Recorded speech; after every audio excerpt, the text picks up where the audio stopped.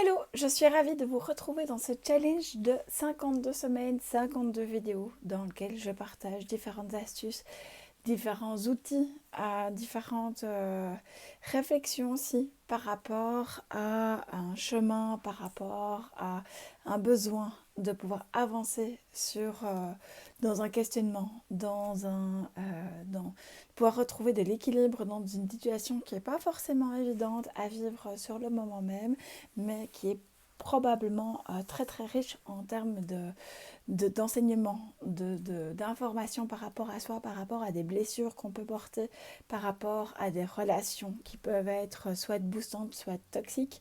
Et donc l'idée de cette vidéo aujourd'hui, j'avais envie de vous partager un outil que moi j'utilise vraiment très régulièrement quand j'ai besoin de faire un brainstorming, quand j'ai besoin de prendre de la hauteur par rapport à un projet.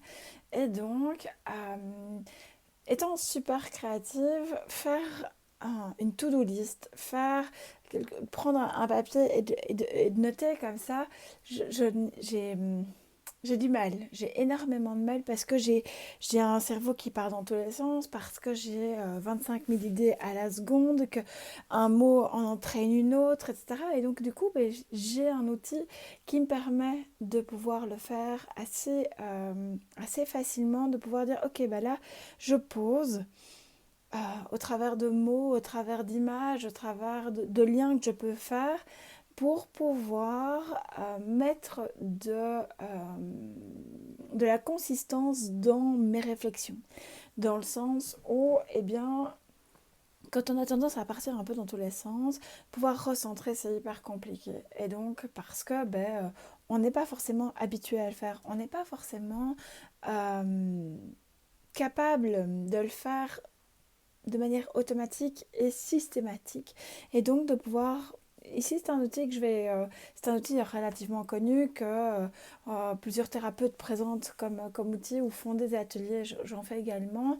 Mais c'est un outil que j'utilise d'abord pour moi. L'idée de ces vidéos, c'est de vous partager des choses que moi, j'utilise au quotidien ou de manière très très régulière pour pouvoir vous aider.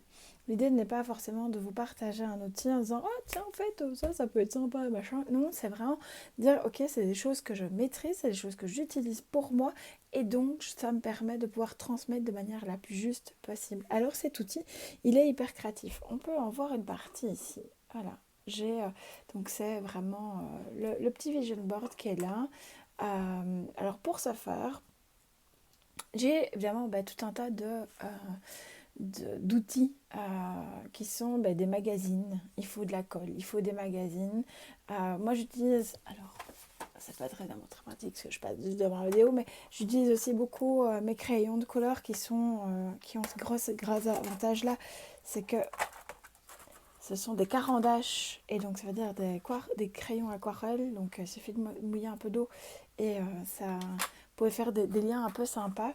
Donc moi j'utilise effectivement tout ce qui est magazine, alors tas de magazines, mais il y a tant les magazines style Happiness, Open Mind, vous pouvez avoir le Flow, donc vous avez ce genre de magazines là, ou avec un joli post-it d'ailleurs, vous avez des images que vous allez pouvoir trouver dans des magazines télé, que vous pourriez très bien trouver, alors vous pourriez très bien utiliser des petites cartes style, ça c'est promotionnel, mais voilà, des petites cartes comme ça, donc moi j'ai toujours évidemment plein de choses à disposition pour pouvoir aller feuilleter et de pouvoir prendre, que ce soit des mots, que ce soit des images, que ce soit des petits symboles, peu importe au final, à partir du moment où ben, vos yeux s'arrêtent sur ça, c'est qu'il y a un message, c'est qu'il y a quelque chose qui est à utiliser derrière.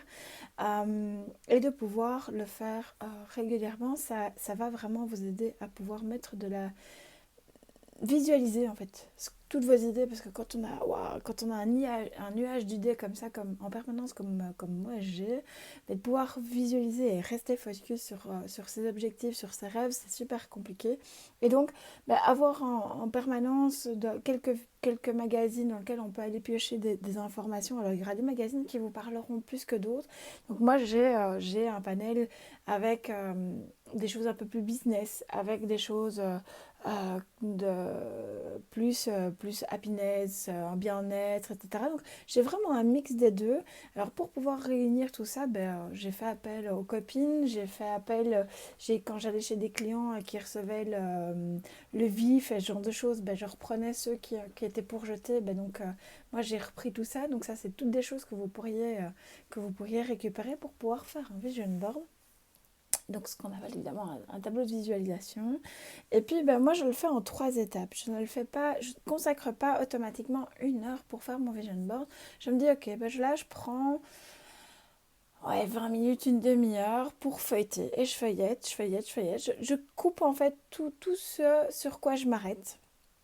Dans le sens où parce que je pars vraiment de ce principe-là, c'est qu'à partir du moment où je m'arrête sur une image, sur un symbole, c'est que il a peut-être sa place ou il a peut-être une information à me donner à ce moment-là par rapport à l'une ou l'autre situation, par rapport à l'une ou l'autre réflexion que je peux avoir au moment où je fais mon vision board.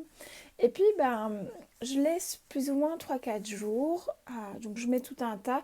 Et puis, je prends... Alors, moi, j'ai des grandes feuilles style flip chart. Donc, c'est vraiment des 60-40. Vous pourriez très bien commencer par une feuille à 4 ou une feuille à 3. Peu importe, en fait, en fonction de tout ce que vous avez pu prendre, tout ce que vous avez pu découper, etc. Alors, moi, je le fais en 3 étapes parce que... Donc, après l'étape de découpage, je vais laisser un petit peu mûrir. Je laisse ça sur le côté. Et puis, je vais prendre une grande feuille de flip chart. Et je dis, ok, tiens, quelles sont les choses que j'ai découpées? Quelles sont les choses, quels sont les mots, les images? Comment j'ai envie de les organiser? Et je prends, la feuille de flip chart. Bon, en général, aujourd'hui, moi, je connais ma tendance à avoir besoin d'espace parce que je vais pouvoir y rajouter un mot que moi, je vais noter. Je vais pouvoir dessiner dessus. Je vais pouvoir peut-être coller l'une ou l'autre chose, des petites choses comme ça, comme les petites étoiles qu'on peut trouver à moindre coût, ou rajouter l'une ou l'autre information que j'aurais pu découper ailleurs que dans mes magazines et qui se seront peut-être amassées dans mon petit tas. Parce que au moment où j'ai travaillé le découpage, j'avais peut-être pas forcément tous les magazines où il y a peut-être des informations qui sont venues par après et qui correspondent à la réflexion pour laquelle j'ai fait le vision board. Et donc, je mets ça sur une feuille et je positionne. Ensuite, je laisse ça pendant 3-4 jours comme ça en disant ok, je passe devant. Et puis, la troisième étape, c'est vraiment le collage. Parce que entre la phase, je dis ok, je positionne et la phase vraiment collage, je vais me poser la question de dire tiens ok, est-ce que ce que j'ai devant moi correspond à mon besoin, correspond à... est-ce que c'est juste? Est-ce qu'il manque des choses? Est-ce qu'il y a trop de choses? Est-ce qu'il y a assez d'informations? Est-ce qu'il y a trop d'informations? Quel est mon besoin aujourd'hui par rapport à toutes les informations que j'ai devant moi?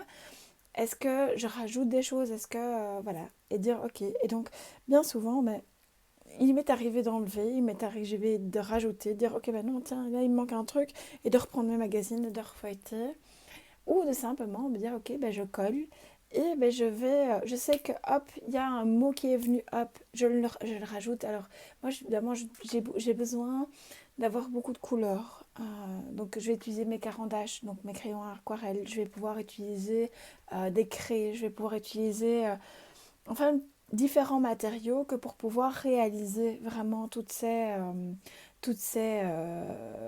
constructions, tous ces collages au final. Et c'est vrai que moi je le fais tous les 3-4 mois en fonction d'un projet. Alors pour l'instant j'ai énormément de projets, j'ai beaucoup de choses qui sont en tête parce que il s'est passé beaucoup de choses en 2020, des choses pour lesquelles j'ai dû mettre à plat, ou dire ok tiens j'en fais complètement le deuil parce qu'on nous a enfermés, parce que si, parce que là, parce que je prends des décisions par rapport à des choses qu'on m'impose. Et donc effectivement il y a des réactions de ma part, et donc les réactions, les décisions font boule de neige.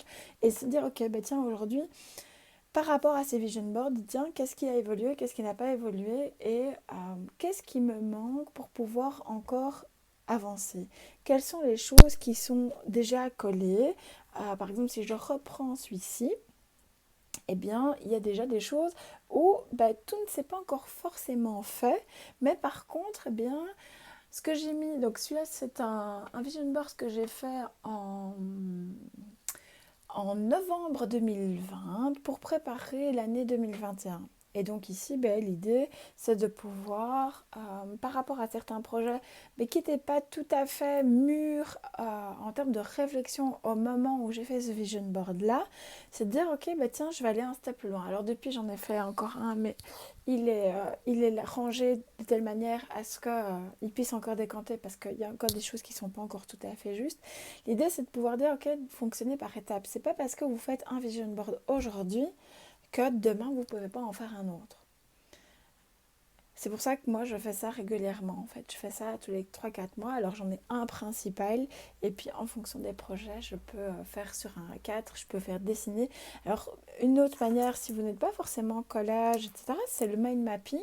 C'est-à-dire que vous pourriez très bien noter au centre de... Ici, si je prends une enveloppe, c'est de dire, ok, tiens, j'ai mon projet. Hop. Alors, je vais peut-être juste faire ça. Ça sera peut-être... Non, bon. Projet. Alors comme je ne prépare pas mes vidéos évidemment à l'avance, j'ai mon idée et que je laisse libre cours à ce que je vais partager et ce qui va sortir au moment même est toujours juste parce que même si je prépare, je ne sais pas faire de... Alors soit je lis un texte et alors c'est pas du tout naturel, soit voilà. Donc il arrive toujours que, oui, mince, j'ai pas pensé à prévoir le matériel. Donc ici, voilà, je prends une simple enveloppe et c'est typique en fait. Vous pourrez, ce que moi je vous montre là, c'est de dire, tiens, j'ai une idée, eh bien, qu'est-ce que j'ai sous la main? Ok, j'ai une enveloppe, tiens, voilà. J'ai même une feuille A4 qui est pliée, mais donc ce sera beaucoup plus propre. C'est de dire, tiens, j'ai une enveloppe, j'ai un post-it, et donc c'est de dire, comment je fais pour réfléchir à ce qui me trotte dans la tête. Et donc, je vais noter, alors évidemment, j'espère que ça va se voir, c'est dire, ok, tiens, je note l'idée au centre. Alors, je vais peut-être prendre une autre couleur, comme ça, vraiment, on va essayer le brun pour que ça... Ah, tiens, ok, mon projet, eh bien, c'est des yourts. Ok, c'est yourts. Alors, il y a de la nature, il y a la lune, voilà. Ah tiens, et donc je note. Ah oui, mais... Alors j'ai notre petit projet, yourte, nature. Ok, mais que veut dire... À quoi me fait penser yourte? Ok, alors je vais prendre une autre couleur comme ça sera plus visible. Yourte, ok, il y a le bois. Il y a construction.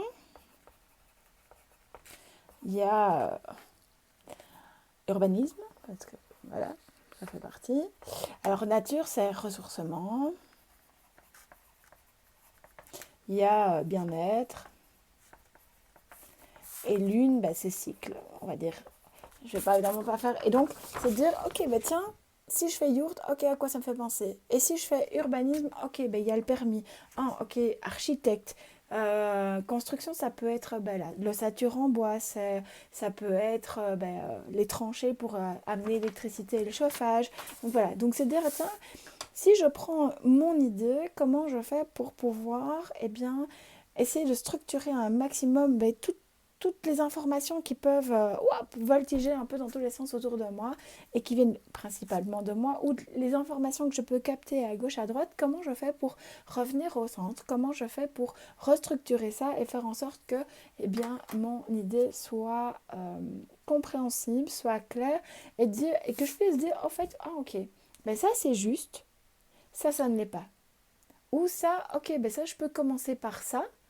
Plutôt que de voir la montagne, c'est dire, ok, tiens, ça me permet de dire, tiens, mes yourtes, tiens, je pensais le faire en bois, mais je vais peut-être pas le faire parce que du coup, ça veut dire que j'ai l'une ou l'autre opportunité. Ah ouais, mais yourte, ouais, mais avec toutes les inondations qui s'est passées en juin et en juillet, ok, mais donc ça veut dire que je dois anticiper d'autres choses. Ok, donc c'est dire, c'est pouvoir vraiment mettre toute la réflexion d'un projet, que ce soit d'un projet professionnel, que ce soit d'un projet privé, vraiment sur papier. Alors l'idée de que ce soit le vision board comme vous voyez ici ou le mind mapping comme ici, l'idée c'est vraiment que vous puissiez laisser libre cours à toutes les idées et qu'un mot puisse en entraîner un autre. Donc moi j'ai effectivement besoin de pouvoir rajouter sur toutes mes informations. Alors on le voit, les flipcharts, là c'est effectivement c'est grand, mais vous pourriez très bien le faire sur quelque chose de plus petit. Et donc l'idée c'est de vraiment dire ok, bah tiens, les images, alors parce que parfois les mots c'est parfois compliqué de pouvoir dire ok, mais tiens, qu'est-ce que j'ai envie de dire là. L'image elle parle d'elle-même. Donc l'image elle parle d'elle-même, elle va pouvoir vraiment vous montrer ou exprimer une idée, un concept alors que vous n'arrivez pas forcément à la verbaliser. Donc, et de pouvoir peut-être passer à l'étape du mind map par après, ou mind map et puis le vision board. Utiliser, en fait, au final, moi ici, ce sont toutes des astuces que moi je vous partage. Aujourd'hui, l'idée, c'est de vraiment vous permettre de pouvoir prendre du recul par rapport à ça et dire, ok, ben, qu'est-ce qui est juste par rapport à mon besoin et comment est-ce que je peux faire en sorte d'avancer plus sereinement en ayant une idée plus claire de ce que j'ai réellement envie. Alors évidemment, ça peut parler de projet, ça peut parler de rêve, ça peut parler d'un besoin, ça peut... Peu importe au final. Vous avez envie d'un besoin de liberté, vous avez un besoin de sécurité, vous avez envie, vous avez des projets pour ci, des projets pour là. Ce sont deux outils que vous pouvez franchement utiliser et qui vont pas vous demander énormément d'investissement. Oui, ça va vous demander du temps, parce que, bah oui, ça se fait, ces genres de choses, ça se fait pas en 5 minutes. Par exemple, moi, le vision board, je le fais en 3 phases. Le mind map, je le fais de manière plus rapide parce que, voilà, en termes d'association de mots, je vais quand même assez rapide. Mais ça n'est pas fait en 5 minutes. Mais dire, c'est, ok, mais quels sont peut-être les outils, quelles sont les astuces que moi je peux mettre en place par rapport à ce que j'ai réellement envie de faire éclore, qui est encore enfermé à l'intérieur de moi et que j'ai envie de faire éclore. Alors je vous invite à partager, à poser vos questions en dessous de la vidéo. Que je puisse répondre si ça n'est pas clair, si vous voulez plus d'exemples, si vous voulez en parler en MP, etc. Eh bien, je vous invite vraiment à prendre contact par commentaire ou en privé et je me ferai un plaisir de vous expliquer plus long, plus large en fonction de ce que vous avez réellement envie de faire sortir comme pépite de votre personnalité, de votre intérieur. Alors, je vous souhaite une magnifique journée et je vous dis à la semaine prochaine.